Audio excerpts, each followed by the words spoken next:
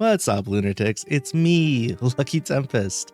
Today, I want to start talking about something that I have a deep ingrained love for, which is creation, but more specifically, writing.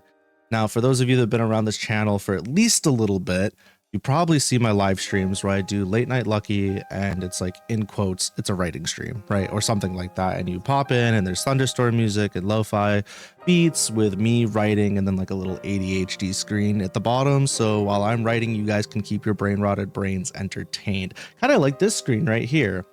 I don't want to ramble too long at the beginning, but I want to talk a little bit about writing fight scenes, more specifically, like establishing a threat. Now try to bear with me. I don't have a script. I just have a few key points written out that I kind of wanted to yap about. I think that fight scenes are inherently very, very interesting because they can act as many things when it comes to storytelling, right? They can act as a plot device.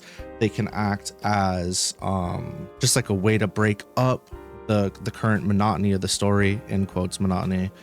They can act as a pivot, essentially. There's a bunch of things that it can be used for, but again, I want to focus on the establishing a threat. So when we think of a threat, oftentimes we'll think of a villain or an outside source that it has impact on the main character or characters on the quote unquote good side, right? The ones that we favor, the ones that we're following.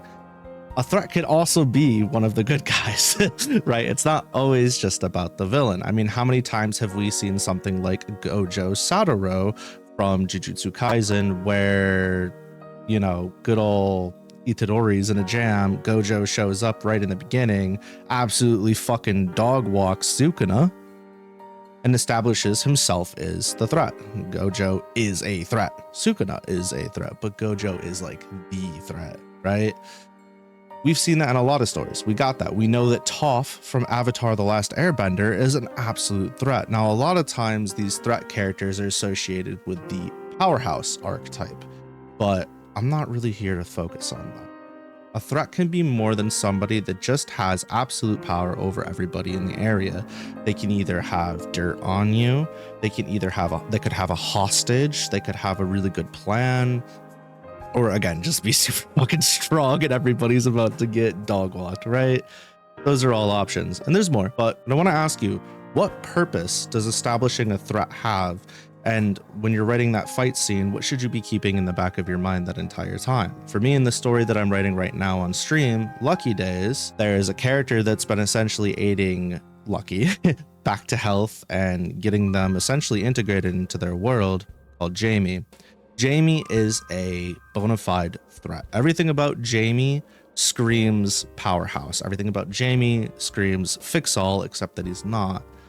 And one of the ways that I've chosen to establish Jamie as a threat over the first volume and the second volume is every single time he's put into a fight, he's never worried.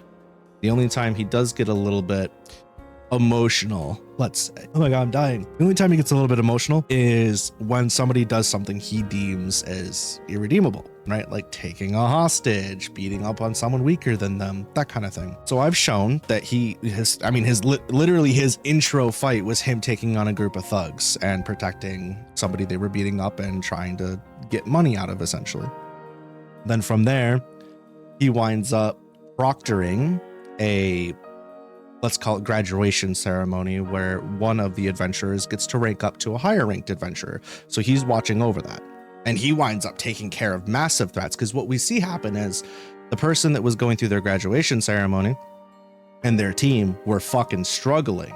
And we find out later that he fought the same foes, but way more. And he was just like, yeah, whatever. It is what it is. Like, it wasn't a big deal to him. Then again, he goes and he fights quite a bit more.